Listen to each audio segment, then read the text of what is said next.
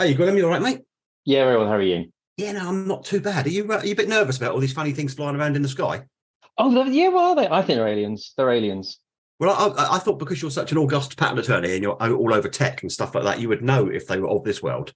So if you tell me they're aliens, then that's probably the case, yeah? Oh, definitely. There's a book about an alien who comes down to Earth and patents all of his alien inventions and becomes really rich. In fact, it's The Man Who Fell to Earth, film with David Bowie. So Yeah. if they're listening, then they can come down to Red Lion Street and I can help them out with some IP. I find the whole thing quite fascinating because I can't remember whether it was BT or British Rail. It was one or the other. I think it was probably BT, but it's funny if I say it was British Rail. They patented a flying saucer in the kind of 80s, didn't they? It was it's on our wall at work in the office. This the picture of the patent. Flying saucer and stuff like that, which I find quite extraordinary. So the Americans and the Canadians can fly around shooting down things out of the sky that come from other worlds. I can't get a train from Portsmouth to London that runs on time with any more frequency than Halley's Comet. I love the way you brought that around to your commute. That was actually genius. Can I just listen? I've not been bigging you up about something, and I should have. Go on, then. You went to Parliament and did amazing things. I did, yeah. I did a little evidence session on behalf of SEPA 2 weeks ago now. I know, about 6 podcasts ago, sorry. Which I can't say too much about because we're in the middle of a highly sensitive campaign to try and make sure that the UK patent attorney profession is in the best possible place it can be, whilst the UK government attempts to try and make Brexit work. So, and probably less said the better about that, mate, I think, because otherwise I get myself into all sorts of trouble politically. You can tell us what you're wearing. Well, at the moment, I'm wearing pajamas. No, nobody needs to know that. Oh, no, I can see it. No. What were you wearing for Parliament? Oh, I thought I'd probably better wear at least a shirt and a jacket, but not a tie. You didn't have a tie? Oh, wow. How did that go down? Was that all right? Yeah, no, it's okay. I think it was okay. Yeah, I was the only one there without a tie, but... Right? No, nothing picked up there? No clues there? I can't remember the last time I wore one, so I couldn't even remember if I got time. Lee Davis and Gwilyn Roberts are the 2 IPs in a pod, and you are listening to a podcast on intellectual property, brought to you by the Chartered Institute of Patent Attorneys.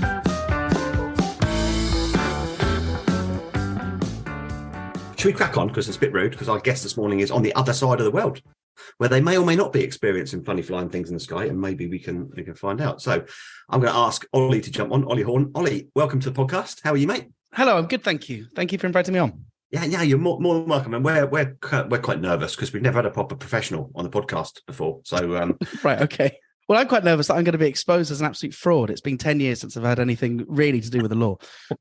Hey, mate, I've been running the Chartered Institute of Patent Attorneys for 11 years, and I'm a plumber. So if I can get away with it, okay, you can get away with anything.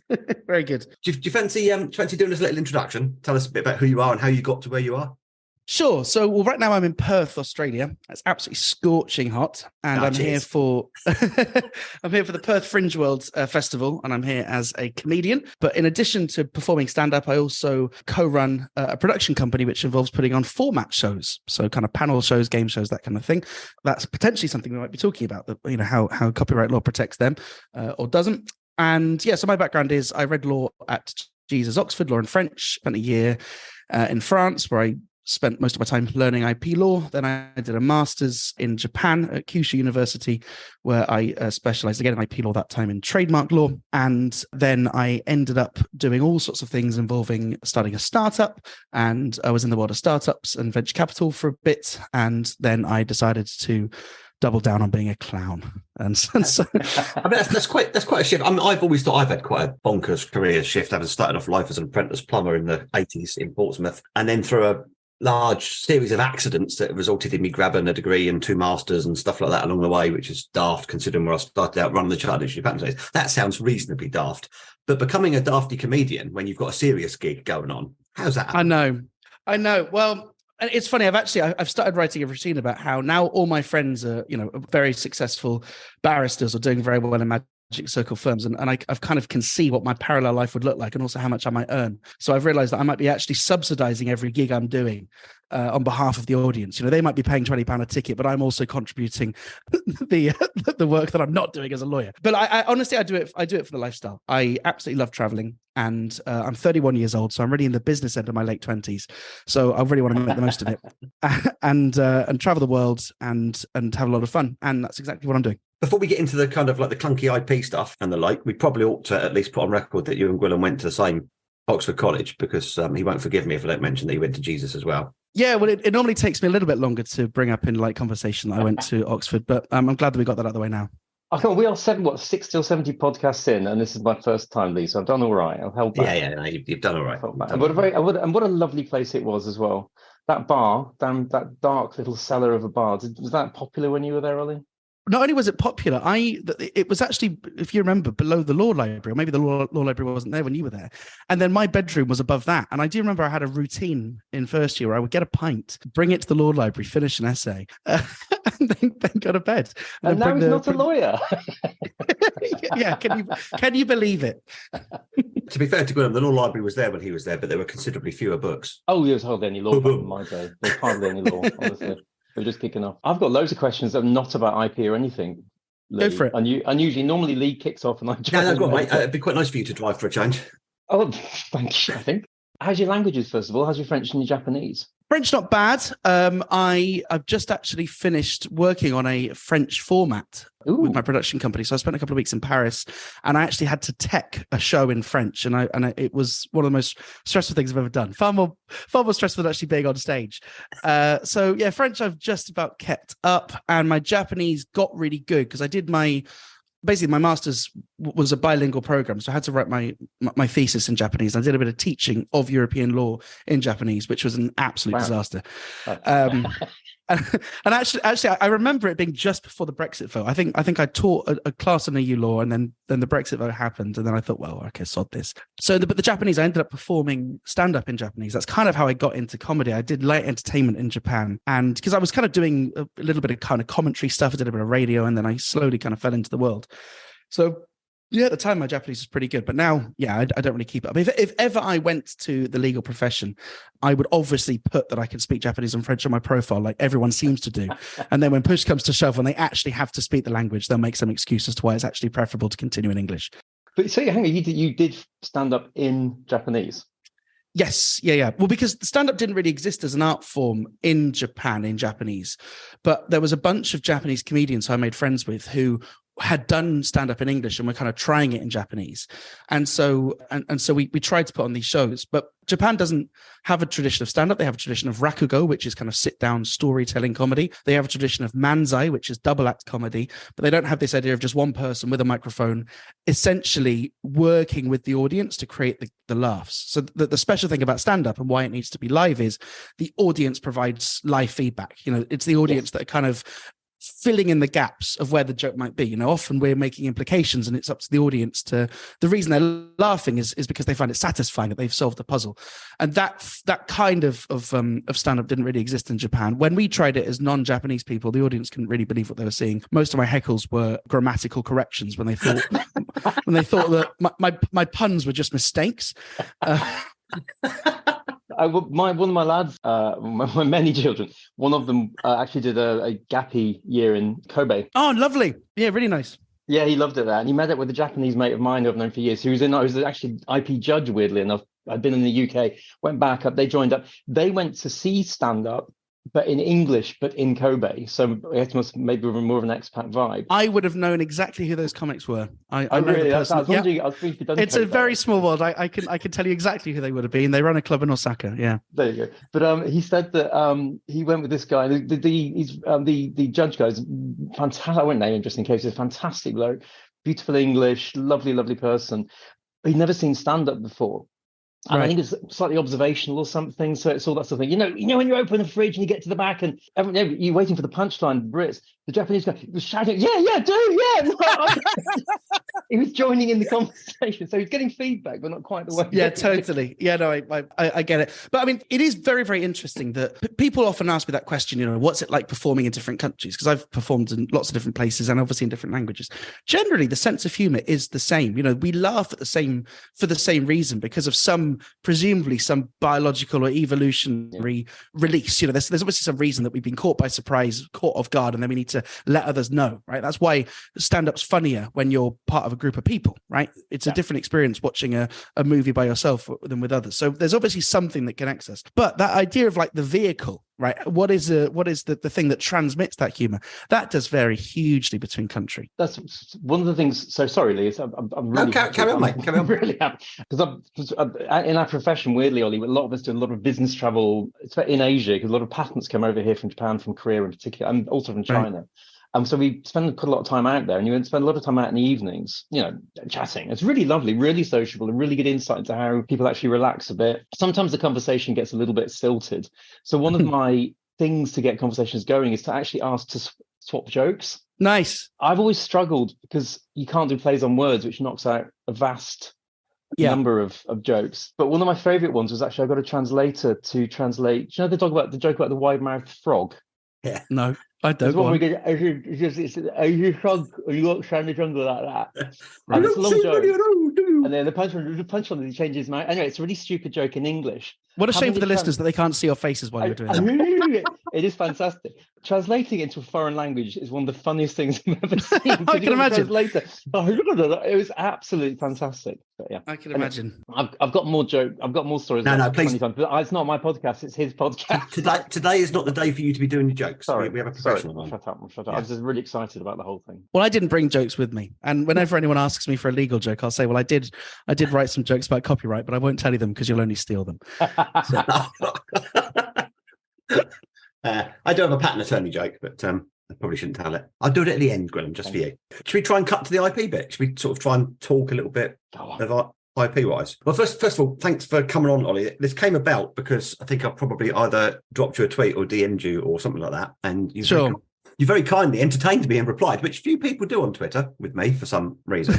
But I've always had it's not a massive fascination. I don't spend a lot of time thinking about it, but I get quite interested when I see people banging on about Twitter about someone stealing their tweet. And usually it's when they've said something funny. Yeah. And invariably someone will point to them to a tweet that appeared earlier that said almost the same thing. Yeah. So when it's difficult for there to be anything new under the sun in comedy, why do people get sort of interested in the whole concept of originality and ownership and all of those kinds of things? What a good question. Let's focus the discussion just on tweets then for the time being, because I think we've got to understand why are people tweeting, why are comedians tweeting, and it's to build an audience. They're using the platform for personal leverage. And I think when a tweet that's similar to one that you've written does numbers, then someone else is getting the benefit of that platform. So in a normal commercial transaction, if you're writing on spec for somebody else, you'll get money. Whereas with Twitter, you're basically playing a game where you roll the algorithm dice and you hope that you might get rewarded with reach, right? That's the deal with Twitter, isn't it? So I imagine people just get cheesed off because the promise or the contract between Twitter, or the implicit contract, has been broken. And I don't know, I'm not that fussed about people stealing tweets. And you see on TikTok now, obviously I'm sure you're both young enough to have TikTok accounts, you see on TikTok now that TikTok is basically providing a new audience for established joke patterns. Stuff which used to happen on Vine a decade ago is now just being on TikTok with younger, more attractive, more charismatic people. And often the medium is the message, right? Often it's, like you said, it's not about the material. It's about what you've done with that material. But I suppose with Twitter, it's kind of a bit more brazen, isn't it? Because it's within 140 characters. Often there's a very clear lineage of where, because it's date stamped, of where the provenance of that joke is. But yeah, well, as far as I can tell, I think it's probably accepted that a tweet is copyrightable. I'm not sure anyone would dispute that. Probably would pass the test. But has a tweet ever really been commercialized? So what will be the point in litigating? We had a non-fungible token bloke on a couple of weeks back who probably could tell us how you could do that in a digital world. Ooh, yeah, non-fungible. We could probably stitch those two together. NFJs. Can I, before we get into the legal side of it, can I try and understand how professional humor works? Because I do a lot of public speaking. And I kind of like to think I'm a bit funny in an appropriate way, and I'm quite happy to get up and speak to people and crack a few jokes and stuff like that. But I never really overthink it. I never do any planning. I'm imagining the life of a professional comedian is significantly different in that you must spend a huge amount of time being creative. So therefore, there's a lot of pride and ownership in the work. Yeah. Yeah, that's definitely true. And this has been something which has been on my mind because there was a dispute in the stand-up comedy world, which never made it to court, as these things never really do, a year or two back, involving a comedian who allegedly did an entire routine of another comic's on TV. So there was a circuit comedian that had done a routine about a fridge, basically how stupid a smart fridge is, and how, why would you want your smart fridge texting you? My wife nags me enough, that kind of thing. And then a few kind of sexual innuendos at the end. The fridge is texting you saying, "Come home, I'm dripping wet," all that kind of stuff. So anyway, it was a good funny routine. And another comic did a routine which was remarkably similar, right? And there was, on the facts, it appears that the comedian that did the routine on the TV had also seen this other comedian do it live. So, it probably checks all the boxes.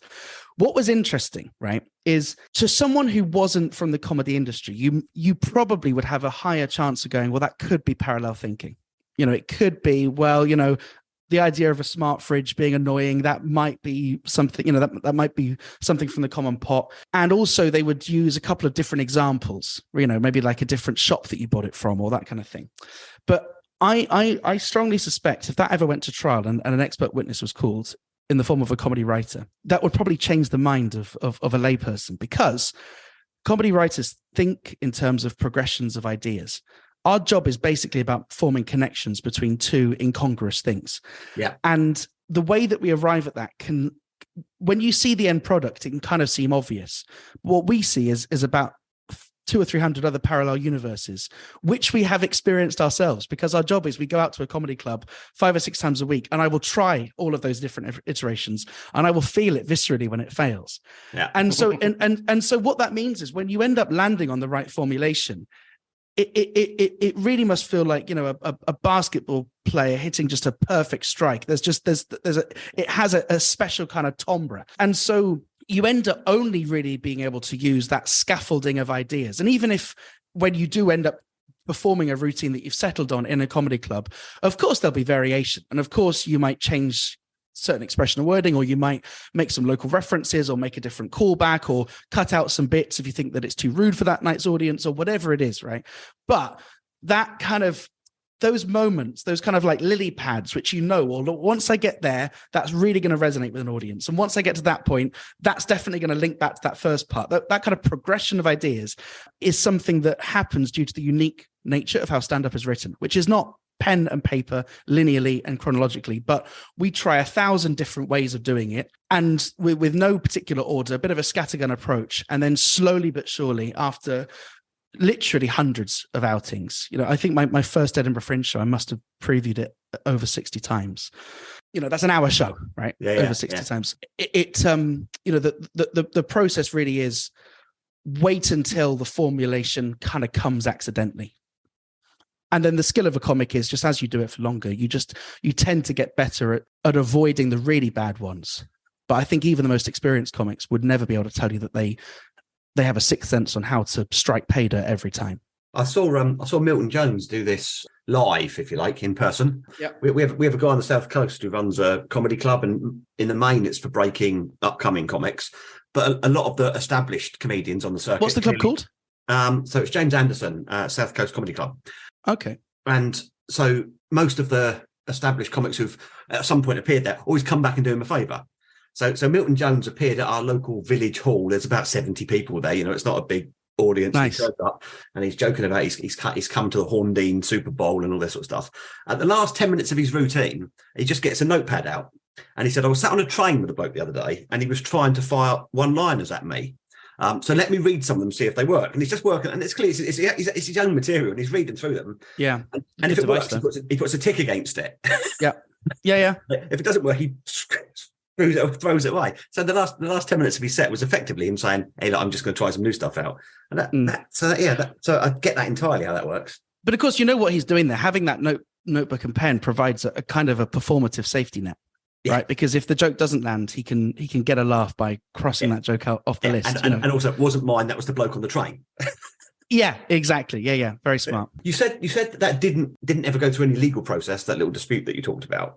How did it settle itself? How was it resolved? So I'll declare an interest. I'm friends with one of the two, but I haven't had access to anything privileged. What happened, or what is a matter of public record, is comedian A, who had his joke allegedly stolen, was issued proceedings in the High Court for defamation because he said publicly, "You stole my joke." And so that's very interesting, isn't it? Because the the defense to that defamation claim would be the defense of truth. And then in order to prove truth, you would have to then have a beyond reasonable doubt. Balance the probability that he stole the joke. So it would have been an absolute mess if it went to court, honestly. And I think it was a bit of posturing. I don't think, and also in the defamation, these are circuit comedians, right? I don't think there's going to be that much actionable damage. So the way that this normally works, right? The way this normally works in the circuit, if someone says, "Hey, look, you're doing my joke," well, it's normally agreed over a pint and a handshake, and it's normally done on the basis of whoever started doing it first, right? So if you can say, "Look, I've got a video of me doing it at the store 6 years ago," normally that's enough. Sometimes, if it's kind of, I've had this where it's a kind of a similar kind of premise, but you take it in different directions, you'll come up with a gentleman's agreement that you won't do that on the same show.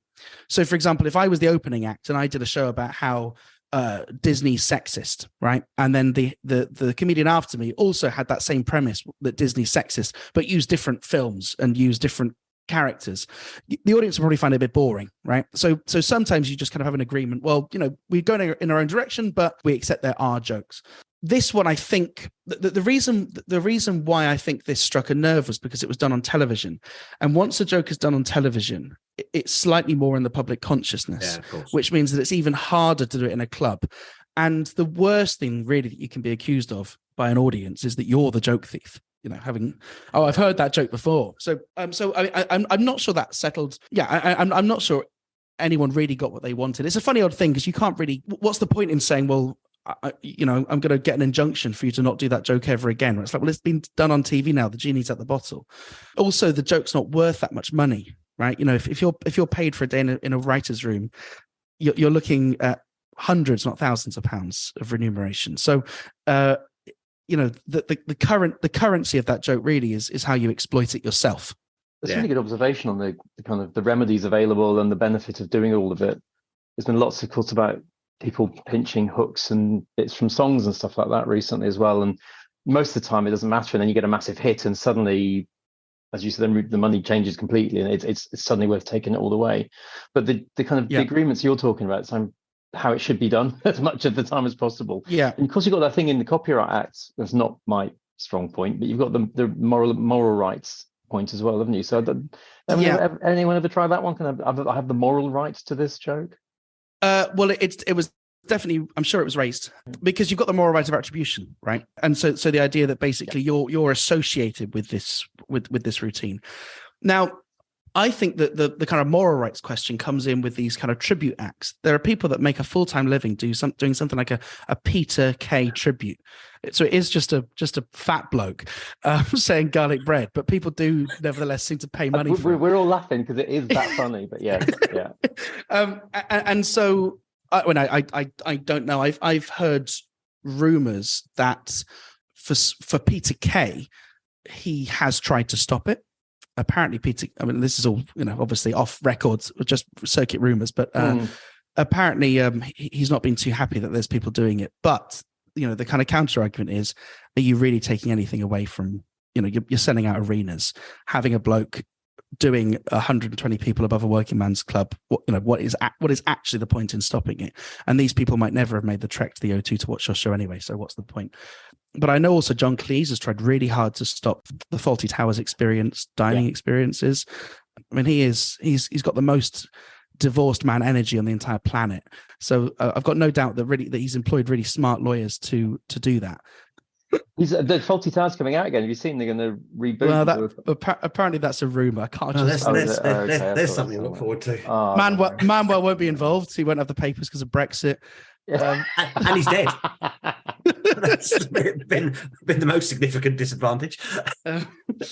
It's absolute disaster. Anyway, but on this kind of general, the stealing of the jokes.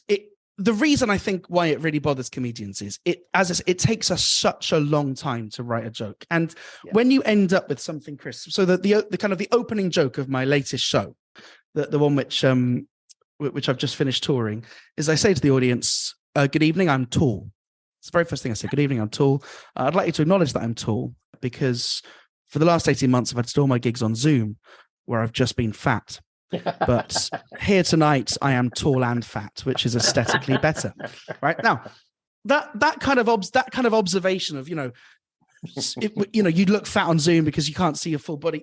That's a trite observation, but to get it in those kind of beats and that formulation to bring that audience on that little satisfying journey took me at least 20 goes, right? Yeah. And so I know that if I saw another comedian do that, to kind of say those lines in that order, I know that would have had to have come from copying me if they'd seen me, obviously, because you just don't arrive at those beats without trying. Without trying it the other way around. I'm fat and tall. You don't try it by switching up platforms, by bringing COVID in or not bringing COVID in. Where do you want? So all of those kind of decisions, it just takes so long. It takes so long. So many of the jokes don't work. And then when they do work, it's really hard to commercialize them anyway. So it is just kind of an affront. It's a lazy shortcut to steal somebody else's joke. And that's why it really, really bothers comedians. It used to be the case, jokes just went round, didn't they? Oh, well, this is the really interesting thing. It used to be, you're absolutely right. There used to be, and I know this is true because I've spoken to acts of that era. Yeah, there was a blackboard. There was a board backstage where they would literally score off jokes that had been done, right? and it's astonishing to think, but this tradition of stand-up comedy, particularly being this kind of personal, revelatory, kind of self-revealing art form, is very modern, and we've imported that a bit from the Americans, actually. So our stand-up tradition has come from a very different tradition to the Americans, and now our modern stand-up, the way we do comedy clubs, is basically the same way that we learned from the alternative circuit in the 80s. So basically, the way that a comedy club is structured now is the way that the Comedy Store was structured back when it was a converted strip club. And so that's exactly right. Right now, an audience wouldn't like it. They'd see it as really inauthentic. If they've come to watch Ollie Horn and I'm telling somebody else's jokes, they'll feel like they've been shortchanged. And that's kind of, that's the medium is the message kind of thing. Like I mentioned in Japan, they have rakugo, right? Rakugo is very interesting. Rakugo is storytelling comedy. It's how would you describe it? Fables, I guess, is a good word. They're stories that have been passed down. The skill is in the oratory. The skill is in the story already exists. It's how it's being performed, and the gestures that they're using and the accents that they're doing, et cetera, et cetera. So with that, it's kind of accepted that what the Japanese call the neta, the jokes or the devices or the gimmicks, those are from a common pool, and it's your skill that's bringing them to the stage. Whereas for us now as circuit comedians, a lot of circuit comedians are writers who are reluctant performers. Okay. That's interesting. Yeah, but you have to, so the act of creation, so the mood has changed almost. You put all that into it. And as you say, I hadn't at all appreciated how much you hone what you do and how much kind of effort you kind of think, oh, yeah, it's a throwaway line, everyone laughs at someone else, whatever. Whereas actually it is, as you say, a literary creation or whatever the Copyright Act requires, isn't it? There's a lot there. Yeah. Well, I mean, and what's interesting is those throwaway lines, those little asides, are normally the ones which we slave over the most, because those are the ones which you want to land really hard. Well, look, I mean, a comedy show probably is a dramatic work. I think that's probably accepted, even if even if in my hour I might go, all right, well, I haven't got enough time for this routine, or I've noticed there's a lot of international people in tonight, so I probably won't do my Tesco meal deal bit. All those kind of changes I'm making, but it's still the same show. Yeah. Right. So I it's probably, it's capable of replicable performance or whatever the test is. But certainly, that sometimes it's not actually about the material, but it's about the premise. And this is where it gets really interesting, because if we think about the idea versus fixation, sometimes it's just the premise that's the juicy part. It's the imagine if this, and then just running with that story. So, imagine if this idea was displaced with this idea, or imagine if, sometimes when I'm teaching comedy, I describe it as like a Large Hadron Collider. Just take two ideas and just pummel them together and see what you get. Sometimes that premise is the thing which people appropriate. And that, of course, it's really, really, really hard. That's where copyright law basically has no bite, because you can't copyright an idea, obviously, can you? You can only copyright a particular expression. I mean, I was reading, but Bacharach sadly passed away, and he'd commented a few years back about, again, the musical analogy to all of this, where you've got people taking common chord progressions or whatever the musical equivalent is of all of it, which again is taking the backbone rather than the expression of it. And it harks back to something you just said earlier on about having an expert comedian, as it were, in being cross-examined on it. He was saying that he felt that a panel of musicologists ought to be involved in these copyright decisions. So by the same token, this, by the way, could be a really good panel show. You could have a group, presumably, of comic experts in court, kind of opining on whether it was funny or not. I'd like that. Am I now a co-author in this show format? Because you know that show formats can be protected. Oh yeah, do you want to talk a little bit about that? Because I know that was something you mentioned. That was beautifully done. Right at the top. Yeah. Wow, so this is how it should be done, Lee. We're learning. Well, it's interesting that I think one thing that's fascinating about stand-up, and something that might not be appreciated by your listeners whose experience of watching comedy might be once a year at a comedy club or maybe seeing a touring comedian at a theatre, is the industry spans from literally a bloke running a room above a pub to 20 people, right? Stubbornly keeping this as his hobby. And it always is a man, stubbornly keeping this as his hobby once a month, right? All the way up to selling out arenas or creating something like Who Wants to Be a Millionaire, or, these kind of formats, which, have made a number of people incredibly rich. And it's a really odd industry that kind of the same people do jump from that bottom open mic all the way up to the top. It's interesting in that respect. And also, as comedians, you don't really settle on a particular strata, right? You can start playing theatres and then be humbled by performing to literally the bin store, and then you can then be back to potentially having a touring show, and then be back to playing a Thursday night converted nightclub. So what's interesting about the kind of the TV format thing is, a lot of formats do come from the live circuit. They come often from comics or writers trying them live and then moving to TV. So a really good example of that is Taskmaster. Taskmaster started at the Edinburgh Fringe Festival and then kind of rose through the ranks. And there's lots and lots and lots of other examples. And something else that's interesting is, at the bottom of the circuit, particularly because stand-up is generally a low production medium, right? You don't need lots to have a decent show. It's very agile. So if there's a good idea, right? If there's something that seems to be shifting tickets, within a year, everyone's doing it, right? So, for a while it was dating show formats, the kind of, as the rise of dating apps happened, that would be seen as a risque kind of, late night comedy night, getting comics to talk about sex and relationships and I can, there's countless other examples of shows which basically borrow some device from some game show, but with a hook just to sell tickets, just to flog tickets, just to get people through the door. And frankly, the copyright system doesn't really seem to, there isn't a discrete law for TV formats. Basically, you have to run around some odd intellectual gymnastics to basically, to allow it. There was the case with Endemol a couple of years ago, which Mr. Justice Snowden basically explained that TV formats, even though, for example, the point of a format is it's not replicable because you don't know who the winner is going to be, right? That's a big problem, right?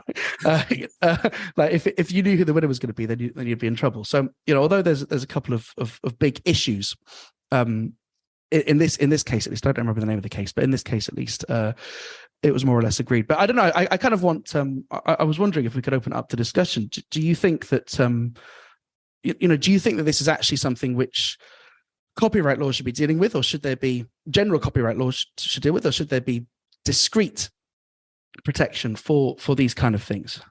I've wanted, great question. I've wondered a few times. I mean, I've just used Who Wants to Be a Millionaire, as you mentioned, a really good, ubiquitous global example, because you're anywhere in the world and you see it, and you turn the telly on and it's in some foreign language, but you know exactly what TV show you're watching.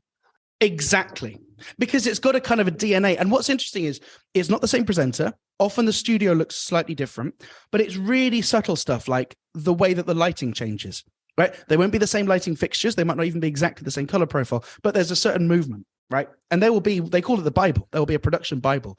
And Right. certainly Endemol, which are the absolute leaders in this game, will specify really, really precisely, at this moment, this is how we generate tension. At this moment, we need the sound effects to be here relative to the microphone of the host.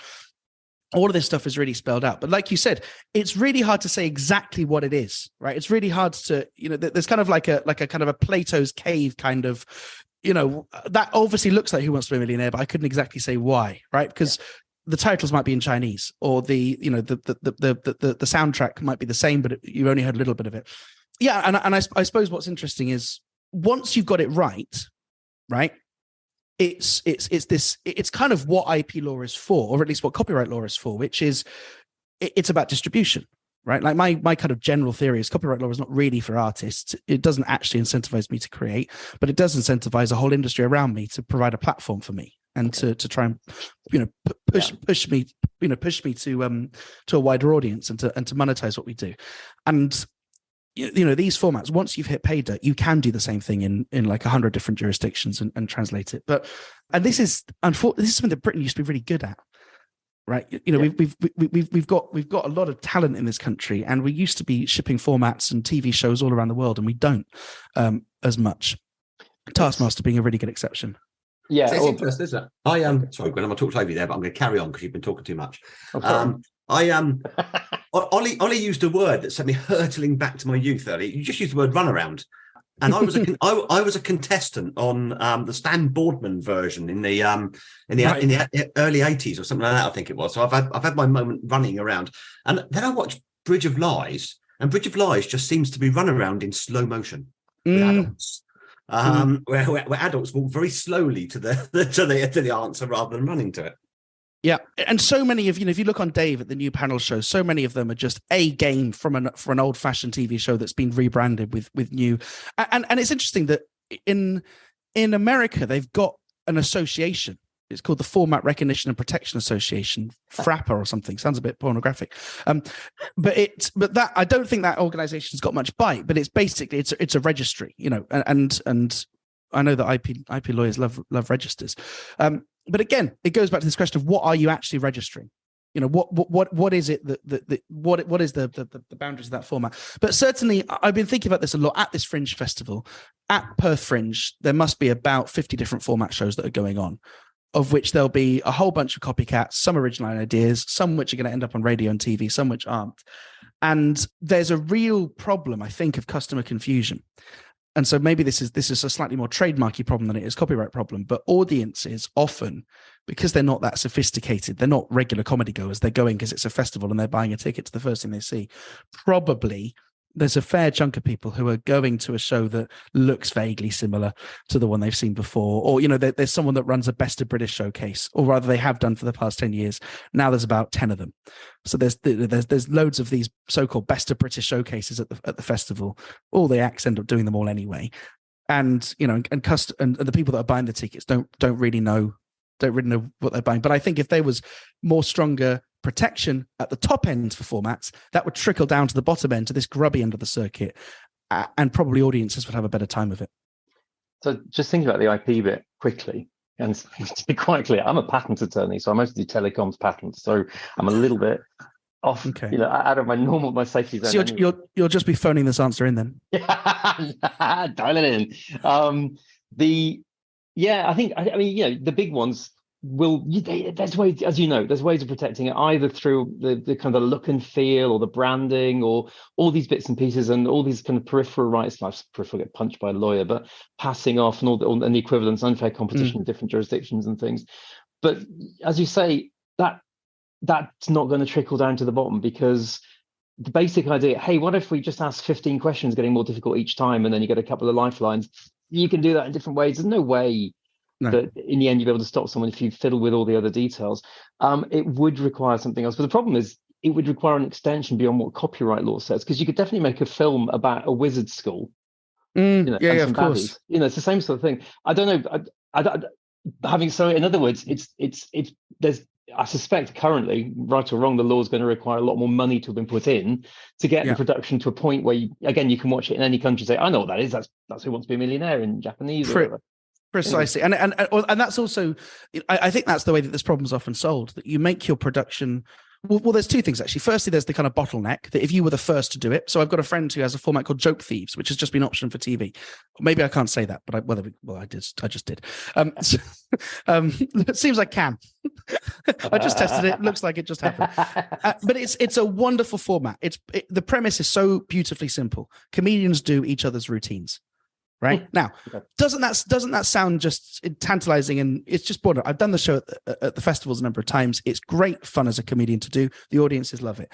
That idea, comedians do other people's routines. The execution of that is not obvious, right? How does that actually work in a live, over the space of an hour? He's battled with people doing copycats, but his feeling is, well, I was first. If someone Googles the show, it's mine that comes up. If audiences have seen it, they would have seen mine first. So, this guy, Will Mars, he's a friend of mine, very excellent comedian. He's a bit of a pragmatist about this. So one way of dealing with it is just to go, well, I was first. You can take that idea in one of lots of different directions, but mine's the best one. So I think a lot of people at the bottom of the circuit, feel that way. And the second is to just double down on your production, like you said, to not just rely on the idea, but also rely on the colors that you're using and the brand and the logo and the musical stingers and the light cues and whatever else. Yeah. And if it works and it becomes popular, isn't the market the real test in any case? Because once it's in that big engine that is the media, and it's on TV, and mainstream TV is quite big now, isn't it? It's multi-channel, so it could be in any of those channels. Isn't the reality that it doesn't really matter if there's stuff out there similar, because if yours is the best, then it's the market that's testing it. Well, exactly. Well, that's the point, isn't it? At the very top of this industry, this kind of goes back to my point that this industry spans people literally amateurs putting stuff on at the back of pubs all the way up to stadiums, and so I think you're right. At the top end, it's a kind of a solvable problem. But I guess my point is, the top end comes from the bottom end. These formats do start in this grubby, nasty industry that I'm still part of. And where does so you talked a little bit earlier about kind of tribute acts, wasn't it? Yeah. Where does that and parody and satire and that kind of intersect? So I think about a couple of things. You mentioned Taskmaster. During lockdown, when we were all very, very bored, and patent attorneys were very, very bored, we did a little Zoomy Taskmastery type thing. How dare you? We didn't call it that. I might have sat in a throne, and I might have got patent attorneys doing stupid things on Zoom, like wrapping themselves up in tin foil and singing songs and those kinds of things. Seems like you owe Alex Horn some money. Yeah. But there was no intent to make any money out of it. That's not what it was about. It was just I don't think the legal test is intent. I called it Master Task. So well, okay. Let's answer actually. What's nice about Alex Horn? Alex Horn is known on the comedy circuit as being one of the good guys, and it is his format. And he has actually encouraged school teachers to do it, and he always provides free resources. And so I think in your instance, he's actually quite happy because it increases the reach of his show. But let's look at that. What you did wasn't a parody, and the reason it wasn't a parody is because you weren't using it to mock anything. You weren't. Yeah. The target of that wasn't to go, hey, look how stupid the Taskmaster format is, right? Nor were you using the Taskmaster format to parody something else. So you were doing a pastiche, right? You were doing either some derivative work. Yeah, exactly. So parody doesn't kick in. So, and that's also certainly true for the tribute acts too, because the tribute acts want to be similar. They're not going garlic bread. That's a bit stupid. That they're selling garlic bread on its own terms, right? So parody, I don't think is a good defense, and it shouldn't be, right? Where it could be, can I just quickly do a very quick deviation, because there's a bit of circuit drama that I've heard. That's a different game, isn't it? Where you do deviations. Here in Perth, there is a comedy promoter that has called some of the venues that he runs the same name as venues that appear at the Edinburgh Fringe Festival. So, for example, he's called one of his venues The Stand, he's called one of his venues The Pleasance, he's called one of his venues The Monkey Barrel. And he's done that as a kind of a pastiche to the festival. But he's done so as a little bit of a piss take. He's kind of done so in a way, it's obviously not run by these venues. I don't know any details, so I'm not saying anything that isn't a matter of public record, but I know that one of the comedy clubs in Edinburgh has got a bit annoyed by him and has said, you ought to stop using our name, presumably on the basis that there's going to be customer confusion, if he's running The Stand in Perth. My view is actually this is probably a really good parody, right? He really is saying, look, I'm creating the whole of the Edinburgh Fringe in one courtyard. Obviously, and it goes back to, I think there was a test with maybe Taylor Swift or some other pop star who had some T-shirts made by Top Shop or something like that. I'm sure a listener will know exactly the case I'm talking about, where the judge basically said, look, would the consumer actually think that Taylor Swift approved this? They wouldn't care. They're 7 years old. Right, so it's not going to be infringing. And I think it's the same for the public here. The public here in Perth would not think that Monkey Barrel Pleasance, Gilded Balloon, whatever, have given their stamp of approval. They wouldn't believe that. Therefore, this is probably quite a good parody. Anyway, so there are instances I think where comedians should be piss taking. I don't think the parody exception is right, but you doing Taskmaster, if you wanted to do that as a TV show, I think you'd really struggle. The only reason that you might have a fighting chance is if there's another country with a whole different territory, which just doesn't care. But right now, because the TV world is so small, I think there's just a lot of good faith and fair dealing. I'm conscious, Ollie, we've been going for about kind of 50 minutes or so, and we did promise you that we'd let you get off to do the important things that you've got to do. So I'm wondering if we can have you back for a part 2, is what I'm going to sort of suggest. I've got an idea, you see, so let me just play it out and see if it works. Is it a format? It is a format, okay? So, you can probably then make money out of this. I don't care, mate. So I'm thinking if we got you back, that's on the record, another comedian, perhaps a friend of yours who's been involved in kind of potentially kind of litigious stuff in the past, and we got one of our matey IP judges like Sir Colin Burse involved, we could maybe try that kind of joke theft thing with a judge who might know what he's talking about, just for comedy effect, obviously, and just for kind of listeners and so on. We can make it binding somehow, surely. We've got an arbitration, we're sorted. Anyway, so I'm going to bring this to a close, if that's okay, because I'm conscious of how long we've run on. And Gwilym's always got a hard stop, and I know his hard stop's 9:30, so I don't want to be on my own. I kind of want to keep doing this. We don't normally fall over each other quite so much in conversation. You've got us both going here, so I'm pleased about that. No, if your listeners are interesting, I wrote an article for Chortle, which is our industry publication. I've read it. That pens my thoughts on why. Well, we'll stick the link up when we publish. Yeah, comedians need to just get over themselves. Is basically what I'm trying to say. But anyway, we always try and end with a kind of like a little round robin-y type thing, and we probably ought to try and end on a joke, shouldn't we, Gwilym? I knew you were going to do this, and I'm ready. So there's 2 ways we can play this. I can either tell you my patent attorney joke, and you can just see whether it's funny, because I think it is, or I can just ask you any joke that you think you've created that is actually yours, because I've got one as well. Which one do you want to do? Well, Ollie can decide. When you say it's his joke, is it a joke that he's written, his own intellectual creation? Well, a joke that Gwilym thinks he's made up, that's his very own joke. I got one. Go on, him. Oh, right. It actually cuts back to the fact that it's quite difficult to translate puns. Okay. This joke's actually in Spanish. I'm laughing already. For the Spanish listeners, I'll translate as I go. Dice. I say. Mi perro no tiene nariz. My dog's got no nose. Y como huele. And how does he smell? Muy mal. Bilingual joke. Not a lot of laughter. What was the punchline? You didn't translate it? Oh, very bad. Oh, okay. Thank you. Yeah. No. I mean, did that need to be bilingual, though? Yeah, because it's a pun. I'm quite proud of the fact I found a pun that works in Spanish and in English. It works in both. It's genius. Look, you're not laughing, but that's not the test of a good joke. To be really clear, people looking really bewildered is the best test. Ollie, you'll know this from stand-up. You've got a room full of people going, hang on, but you didn't translate the punchline. What's going on? That's what you want from the audience. Yeah. So I've got a very good patent attorney chemist friend. I mean, to be honest, you say that as a joke. I've seen some shows at the Fringe which, frankly, have had that reaction. So you're not even bottom quartile. Mine's a reworking of a joke, really. So I've got a good patent attorney friend who's a chemist, who got so fed up with the patent attorney world that he decided to go and buy a pub, and now he's in prison for murder. Because his first customer came in and said, I'll have a nice glass of your finest H2O, please. So he poured him a glass of water, gave it to him. Next customer said, I'll have H2O too. Good. I laughed a bit. I laughed. Extra oxygen. Extra oxygen, yeah. I don't know where you're looking. I don't know why you're looking at me as if you're expecting me to rescue this with a gag. I've done mine. Yeah, you're the expert. Well, we just crossed off the board in the back of the club. That one's been done. Gwilyn, how did the chicken cross the road? I don't know, Lee. How did the chicken cross the road? Oh. See, look, you said earlier you were funny, Lee, all right?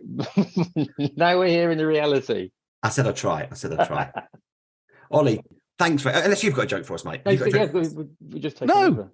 No, how dare you? We'd have to pay, wouldn't we? Otherwise, this is there. And you know, maybe my jokes might just be derivatives of yours anyway. Thanks so much for breaking up your time in Australia to. My pleasure. This has been nice to join us. Been good fun. If you're keen and happy, can we try and get you back and maybe get a judge on and something like that and make it a bit more kind of whizzy and interactive? I can't promise keen and happy. I'll No, I don't know. I'd be very, very glad to. And if any of your listeners happen to be in Australia in Australia. We do have listeners in Australia. We do. Well, there we go. In that case, come and see me in the Adelaide or the Melbourne comedy festivals. And I'm also finishing my tour around Southeast Asia, heading to Hong Kong, Singapore, and one other place, Tokyo. Goodness me, Tokyo. They're all big IP hubs, so we'll have people listening in all of those places. There we go. Come without any expectation of any law. Jesus Christ. And also, if you do come to the show, respect yourself. Do not talk to me after about law. Okay. Thanks both. It's been a blast. Thank you very much. Fantastic. Break a leg. Thank you.